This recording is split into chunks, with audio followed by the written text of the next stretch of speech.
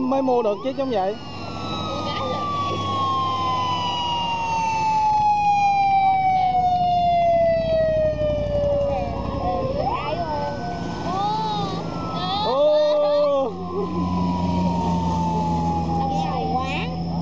Đó kìa tớp hai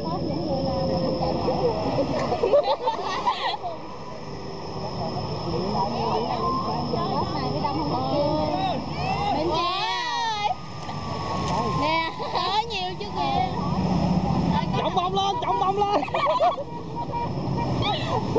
như vậy trọng bông lên